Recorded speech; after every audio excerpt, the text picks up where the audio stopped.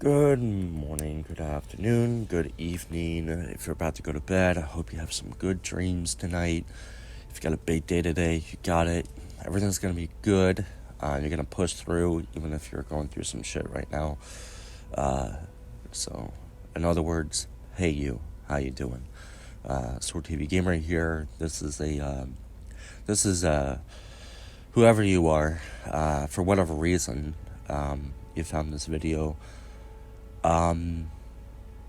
This is about, somebody that was really close to me that I lost in October of 2024, and I didn't even find out until November of 2024, so a month later.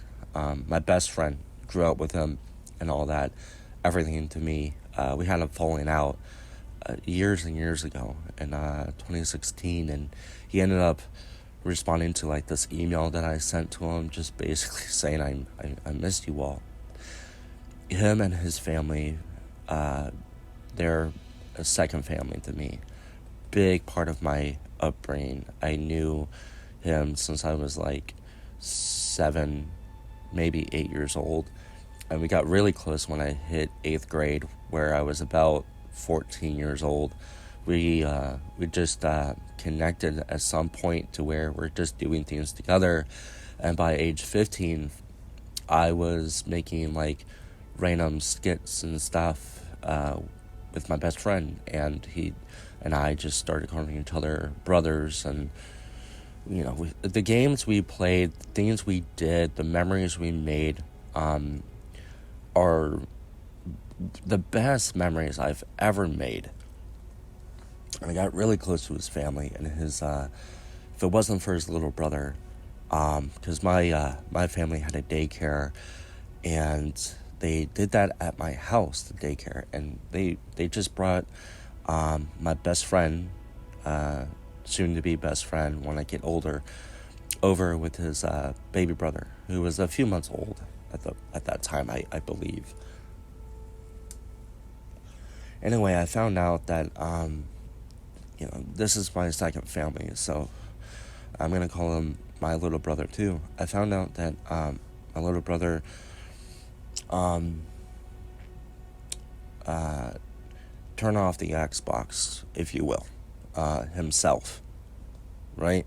Video game terminology, gotta be careful with what word you say, and I'm going to keep that part just the way I just said it, but the way he went about it, he ended up being in the hospital, and he didn't make it, right? And so I get the email where my buddy, he said something like, I bet you didn't really expect to hear from me. And then he just kind of filled me in with everything that's been going on in his life since we split ways for a while. In life, like, your paths cross for a long time, and then all of a sudden, and you don't see each other for whatever reason, and then you connect again.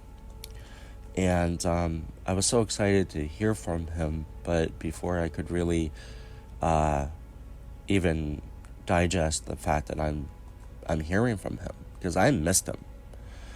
He tells me about his little brother at the end of the email, after he filled me in with everything. We ended up, talking on the phone, and we were doing laundry together at the same time without meaning to. I remember being on the phone. He was like, how you doing?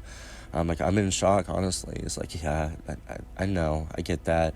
Just take your time. And I'm like, and after like maybe a minute or so, I was like, what are you up to? I'm over here just doing laundry. And he was like, no way, I'm doing laundry right now too. The exact moment at night, that was crazy. Me doing laundry is like the way I doing laundry. I do it once in a while, right? The chances of that happening at the same time is wild. I don't know, we both laughed at it, right? And we talked about a lot of video games, and he's been like doing all this cool stuff, right? Modding consoles and all that. and making his own game, and we talked about our little brother and just how much we care about each other, and we get off the phone, but we say I love you to each other, and it was just really, really nice and therapeutic to hear from him, because I went a long time, accepting that I'm probably not going to hear from him again, and it was just really strange, but we ended up seeing each other in person, and I met his wonderful wife and all that. And then a couple days later after that, we ended up going to like retro shops and stuff, and getting stuff and selling stuff. And we talked about our little brother again, and it was intense for me, because I was also I fucked up on taking prednisone, a steroid. I got sick. I accidentally took too much. So I was in a weird place when we did physically go out and do stuff. And I just remember him just being like, "You want me to get you a coffee or anything?" Or like, he was just so sweet. And I wanted to take a moment and just appreciate that, because in a place where he was still so kind and selfless, and just a good brother to have, and I'm just really proud of him. I'm proud of his family, and I'm proud of my little brother too. The thing I want to say is I would do anything to just hear my little brother again. The last conversation my little brother and I had, we were talking about Black Ops 4, and how I was like, it should run on your computer. He just built one, and he was really into Dark Souls 3 at the time, and he was doing a lot of, I remember him doing PvP, and it was a really cool thing to just see my little brother just, I mean, he was a teenager at this point. He was growing up. He was about to finish high school and all that stuff. When he passed, he was like 24, I believe. And it was playing in my head a lot. And when my good best friend, when he came and visit me with his wife, he kind of had like a surprise for me. He was like, I can't think of a better home for some of my little brother's stuff. I got emotional.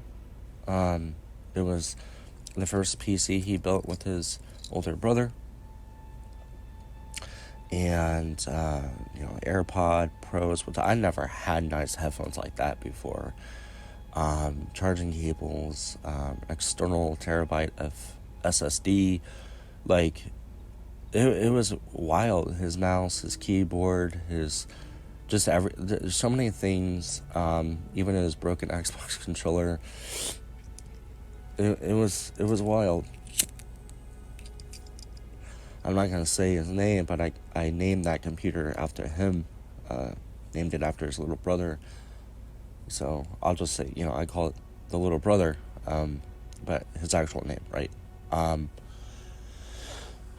I just want to say as well, I'm thankful for my partner, my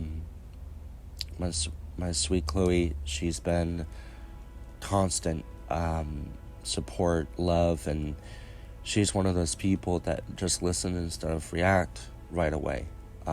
She told me, don't rush these feelings, and all that. And like I said, I messed up on the steroid, so when I got off the steroid, I was really losing it, because I was going through withdrawals and stuff. And speaking of withdrawals, I went through a lot in 2023, and what I want to say is, I was in a bad place, and I was taking medications that I wasn't supposed to be taking. Now, this wasn't my choice. I was told I need to by professionals and stuff, but misdiagnosis, and it was just a series of unfortunate events. Let me sneak it. It was the roughest part of my entire life, and I've had some really dark times. really, really tough. I love my family, but there's been moments where I'm like, oh my God, I just need to get out of here. And that's where I would go and hang out with my buddy, and his family, second family to me. They were my escape a lot. I don't really talk about my upbringing and stuff, but there was fighting and there was just other things. You've been there, you know it. You know what I mean? Like, you know what I'm talking about.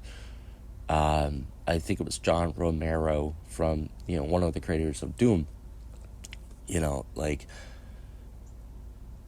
he went through some similar stuff I went through. I will say that. And if you listen to his book, Doom in First Person or whatever, he says something like, you don't really have to say much when you grew up with the same stuff. You both kind of know. You don't really even need to talk about it. So if you're one of those people, you get it. And like your friends' houses and stuff were really nice. My house was nice too a lot of the time. It was just, there were a lot of moments too where I was like, I got to get the fuck out of here. Stay at my friend's house for a night or two, or my grandparents' house, or hang out with a partner of mine or something like that when I was young. I struggled with like school and stuff too, all that jazz. But back to what I wanted to explain. You know, in that moment in 2023 where I'm going through some stuff, and a lot of stuff, honestly, some of the things I was dealing with was when I laid down, my heart rate was 190, walking around 160, 190 for months and months. I was in the bathroom a lot. There was blood coming out of me in different parts of me, and I lost my vision for a while. I became pre-diabetic. I was 310 to 314 pounds. I think I got up to like 320 at one point in that part of my life, and I was hallucinating and stuff like that. This is what happens when a doctor gives you stuff you're not supposed to be taking. It's a very serious thing that I went through, and it almost took my life a few times. I was in the hospital a lot. Got to the point where like I was wheelchaired into my doctor's office because I kept blacking out, and I was constantly sweating and my blood pressure was insane. And then I went to the neurologist to scan my brain, and I got like a thing where like I can't speak or breathe for a few seconds randomly, which then still hasn't gone away.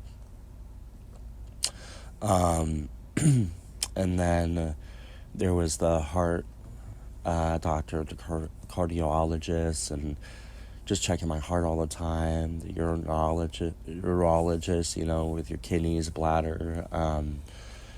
There was just so much stuff going on. My liver was messed up, my kidney, my heart, my brain, my intestinal digestive system. Basically, even my skin was covered in like weird dots, and like I said, my vision was so bad. My eyes developed like dry eye syndrome from all the adrenaline and cortisol running through my body. And I ended up talking to a neurologist, and he sat down with me. He's like, something's not right with the place you're going. You're on too many things. I don't know what they're doing. I don't like it. And I ended up going to a better place, switching over, and they told me I went through malpractice, and that's a horror story, and they stopped referring people to that place I used to go to on my behalf of my story, that they were just compelled to, take note and be careful to, not to send people over there. And it was a journey from, I think it got to the point where like I was losing it, where I couldn't even watch TV or read books or anything. I would just stare at a wall, and I saw some terrifying things just sitting there looking at the wall, and I would just see, like visual, almost like I'm not looking at the wall. I'm just seeing like things you would see in like a horror video game with a lot of gore or something like that. It was terrifying. The point of me bringing that up is because of the state I was in, I had a part of me that wanted to turn off the Xbox myself as well. Um, it was almost like a compulsion. My self wanted the suffering to stop. And I thought about how terrifying that in itself was. Like, I was already in a panic attack constantly. And I was just thinking to myself, like, now I'm afraid because I was borderline psychosis. I was afraid that I would lose my perception of reality and go through with it. So I really had to hold on to, like, whatever I can conjure in my mind that would motivate me or push me through this, what really matters to me. So the things I thought about, and this is different for everybody, but mine was I need to find someone that is waiting for me at the finish line here. I need to find someone that would love me and care about me, someone that needs me too. Somebody not just want, but needs me. She's out there somewhere, I told myself. I also visualized, because in the state I was in, I couldn't do physical things at all. I'm a physical person. I cried so many times just watching people jog outside when I had to go to the doctors and stuff. Because I literally couldn't even walk. And I would visualize just being strong enough to go to my favorite spot near my house. This actually really close by to my little brother's house too, and my second family's house is in their neighborhood. It's like a giant creek with water and trees, and it's just like my go-to place to just get away. And the third thing I would visualize, and the final one, is, if I ever did that, if I ever decide to turn off my Xbox, there are people that really love me, that saw me suffer, that would see other people talk about me as if they really knew me when they weren't even present. And I've seen that a lot. When people pass away, people say, oh my God, what a great person. Oh, he was so great. But it always bothered me because I knew the backstory to a lot of those people talking, and it always rubbed me the wrong way because they didn't really care to the level where the people that were close to that person. Let me back up a bit. Let me wipe that away. Let me reset here. Let me recalibrate. What I'm saying is that when I lost somebody, because I can't speak for others, but when I lost somebody close to me, and when I saw those things, sometimes it rubbed me the wrong way because I felt like they were just talking about it because they were kind of making it about themselves. That didn't happen all the time, but I didn't want my friends and family that really leaned on me to deal with that feeling. It always bothered me. I lost a lot of people in my life. So, either way, those are the things that I visualize. Like, I visualize, like, an example of what I just said is, like, people find out on Facebook and they're posting on my wall every year or something. My family is just going to struggle with that, probably. And my closest friends would, right? I didn't want them to deal with that. Not by me turning off the Xbox. I told myself, if this does make me end up, not making it, it's not going to be by me. It's going to be by my body giving up, right? Not myself. So what I want to say is to my little brother and people out there, I get it. I totally get it. I don't think anybody is a coward or deserves hate. I don't think they're a bad person. I don't think, when things like this happen, I do not have like resentment or any of these like negative feelings besides just I miss them so much. So much. And I think the upper hand I had in the situation I was in was just, I grew up going to therapy at like 17 years old.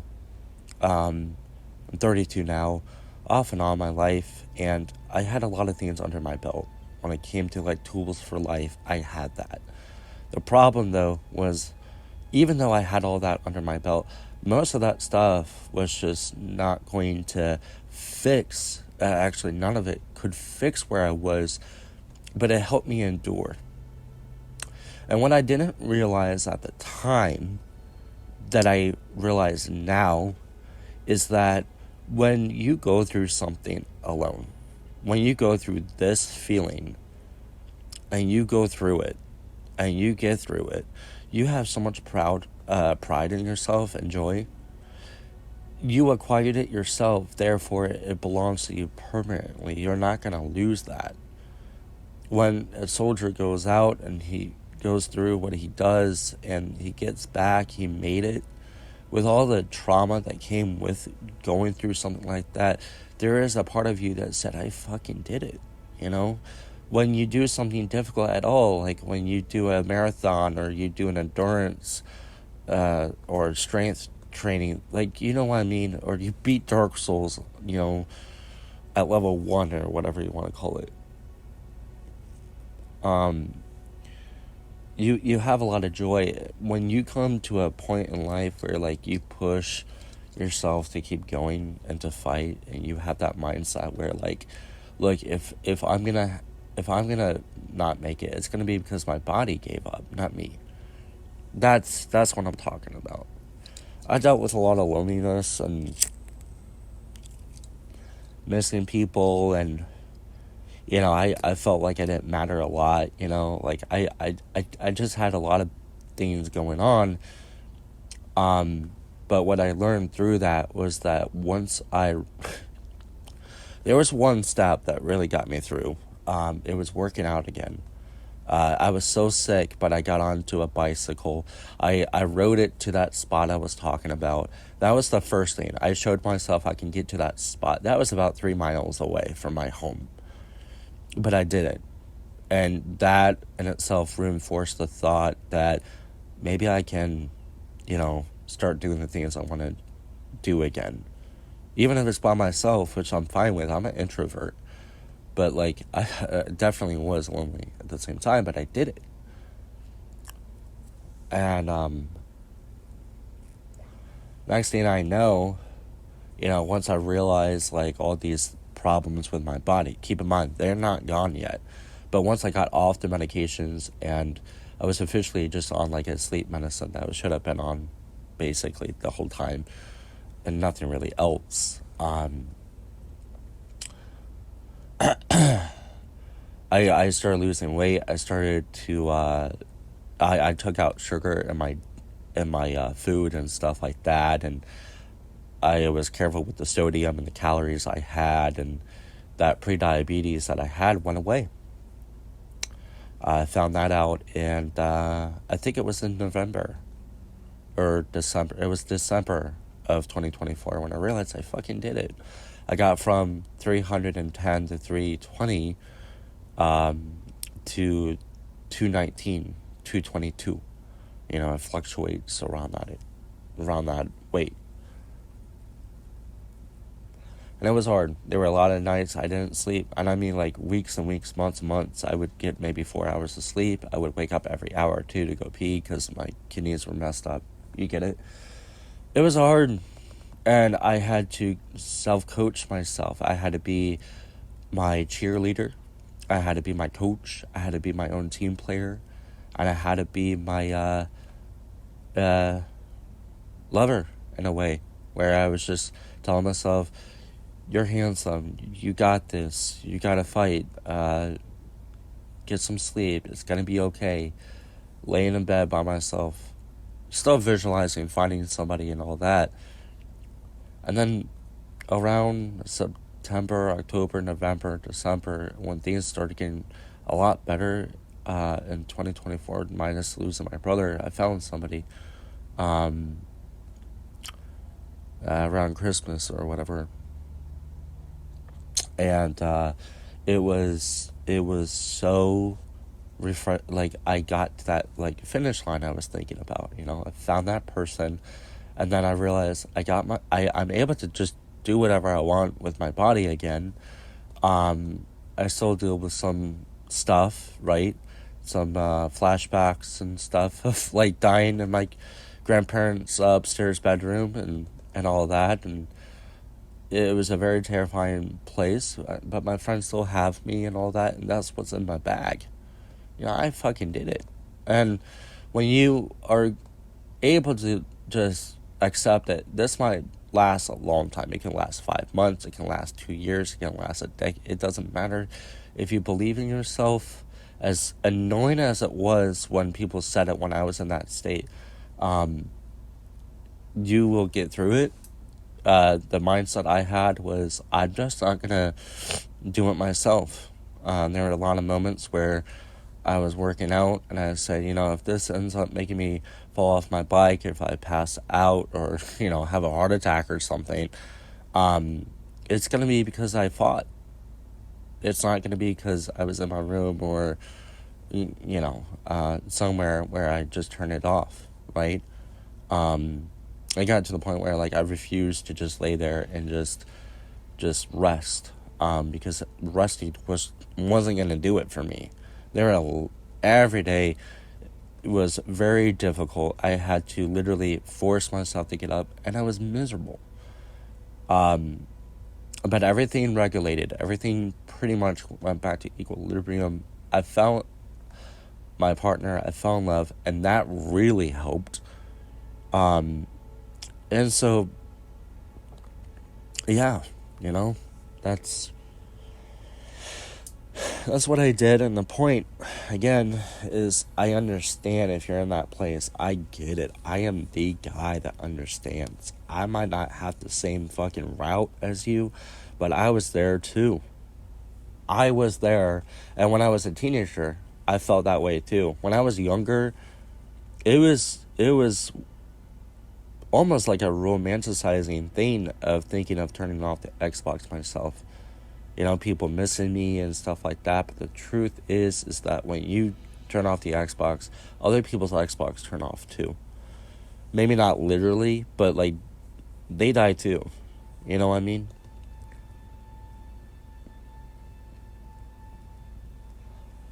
And you can't really move on, but you learn to live with the pain. The first year and the first few months, just the first month in general, like, how am I going to get through this? It's hard. There's so many nights and days, multiple times, I think about my little brother and the ones I've lost in the past, but this one hit me the most. He was a funny dude. He was smart as fuck. He was just such a great guy. And he was one of those people, I just never expected that to happen with him. I expected it with myself. I just, and other people, one of the people, it's true what they say, as cliche as it is, it's always the good ones, right? Oh my God, it was so hard. And I would tell my little brother right now, if I was there that night, I would have just told him my thing. So that's the first thing. If you ever find someone, I would tell him how you've been feeling. Relatability goes a long way, guys. And then I would say how much he has helped me, because you gotta know you're important. You're talking to someone down or whatever, you gotta tell them how they help you. Not, you help me. You tell them how they help you. And then you let them know that, like, you matter and stuff like that. And, I would say too, I wouldn't have become the man that I am if it wasn't for you being born. I would be a totally different person. You've impacted my life in ways that you just never even thought about. And just think about that. how many people are going to feel the exact same way. If you're stuck, and this is kind of brutal to say, but if you're so self-absorbed in these moments, because that's what happened to me, I just kept thinking about myself and how miserable and all that. You don't realize just the things you are probably never going to know about yourself in a positive way. You change people and you don't even know it. You change the course of people's lives. I don't think I would be doing YouTube and being as creative if it wasn't for my little brother, because my best friend and I, like, we started doing that together. I have so many memories of certain games and stuff. If it wasn't for him, I wouldn't have really had those memories. I wouldn't have done things if it wasn't for him, because, like, I wouldn't have had a place to go to that was so awesome. Like, my favorite place to go was to visit his family and stuff and see him and my best friend. And, like, I just would have been a totally different person.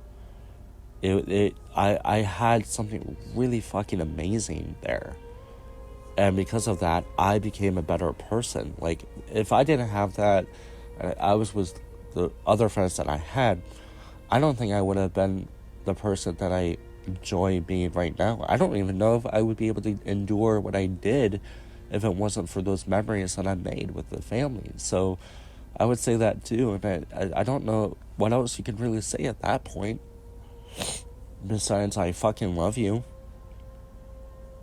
You're not an asshole for feeling this way. You're not a coward. Don't label yourself anything. Just know that, like, I was alone as well, and I had to get through it myself, and I'm glad that I did. And then from here on out, I realized just what I'm capable of, and you will too. If you're in that place, you'll get that pride and stuff in your bag.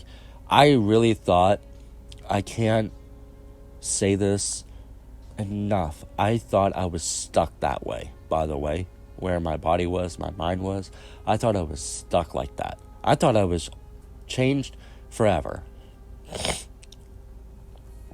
And even though I visualized finding somebody that was so amazing and stuff that needed me, I didn't think that was going to happen. Because, like, I was turned down all the time and ghosted all the time. I would go from talking to somebody every day, all of a sudden they're gone. You know, they showed interest, gone. You know, I used Facebook dating to find people. That did not work out well at all.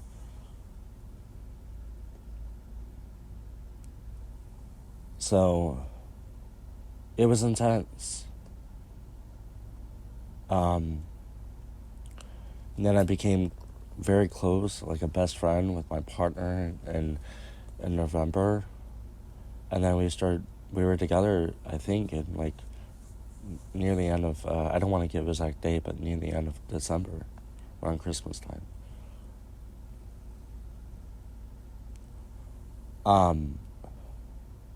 And it was wonderful. It was a huge thing in my life. And when you do that, it just feels amazing. Just think how strong you are for the person that you fall in love with, because you endure that.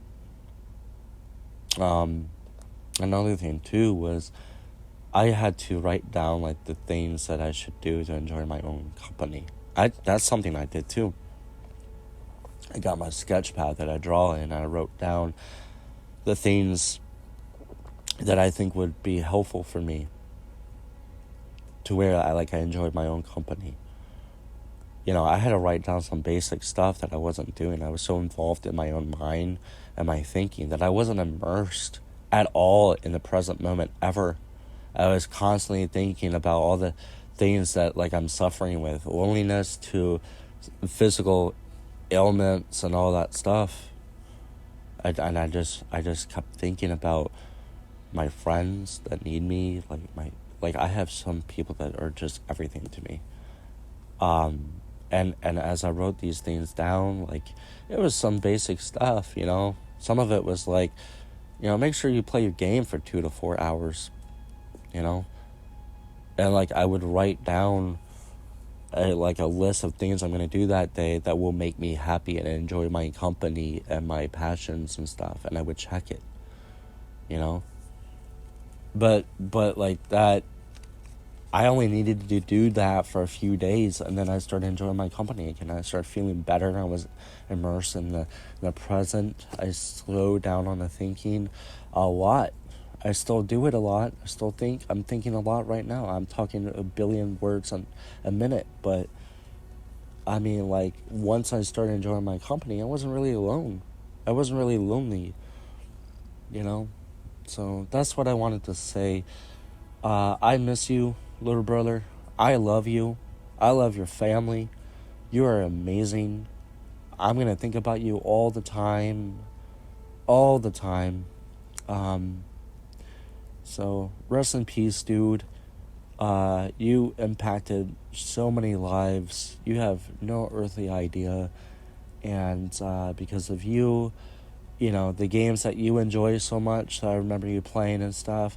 I play them all the time. I'm playing Dark Souls 3 now because you love that one. And you know, I just want you to know that, like, I feel you watching me play my video games, and I enjoy talking to you from time to time out loud when I'm on my walks or in my room or whatever.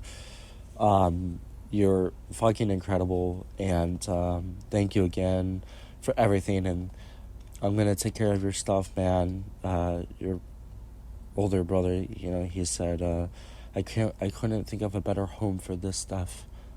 Um, you know, it's just an honor. I hugged your computer desktop thing you built with your brother that he gave me. I hugged it because I miss you, man. I miss you every day. Uh, I will always, I will always love you.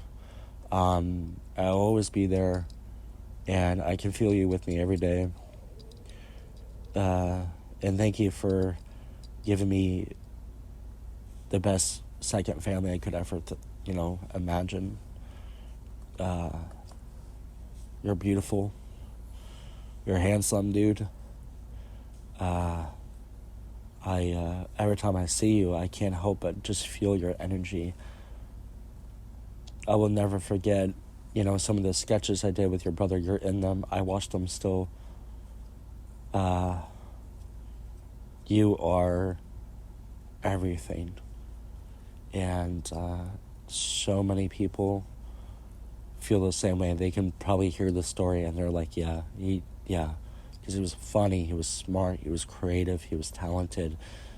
He had a Victorian, man. He was just amazing, just amazing, and a lot of people relate to my little brother. A lot of people know exactly how my little brother feels. I do too, and you help me just share my story too, and you give it a you give my journey, my struggle, a reason to talk about it. Like you gave me a reason to bring it up. You're helping me process what I went through, because without you I could not have put it in this perspective. I couldn't. It was a very traumatizing thing I went through, yet you somehow grabbed that and made it beautiful, just like my partner did too. Um, so, and buddy, my best friend out there, if you're somehow you found this video, because I don't think I'm going to be sending it to you, but dude, we have an amazing little brother, don't we? He's the shit. So, you know, let's let's all just give a moment for my little brother. I'm gonna stop talking, but I'm gonna have a moment of silence. So, love you guys. You're gonna be alright. You're safe. You matter.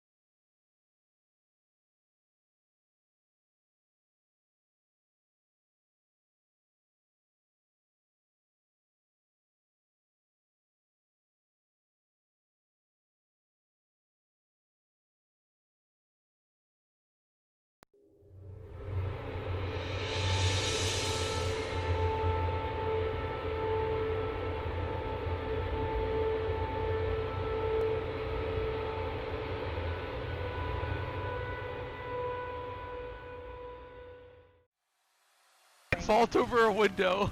You can't vault. Look at this. Look at this. Look at this. I can't vault. I cannot. So busted. Wait, can I do a generator? Oh my god. Oh my god. What the fuck is going on, bro? Bug by daylight, am I right?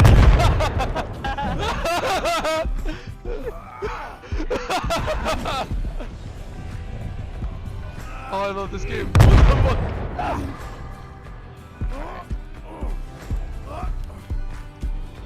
My wiggle progress goes on its own? What?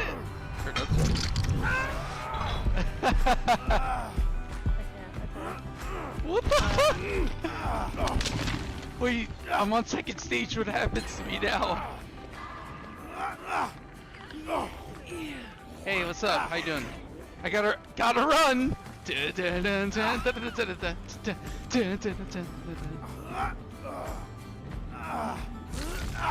Oh, look at this head. I'm like, They should have never.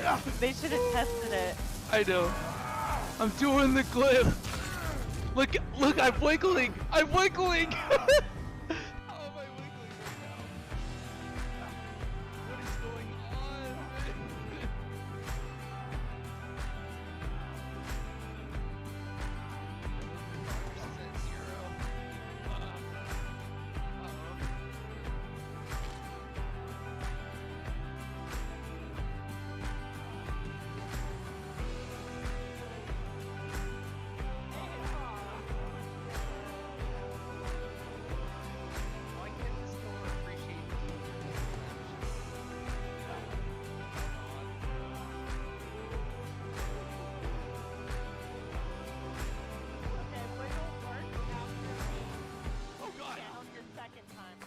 No, it doesn't, because that just happened to me.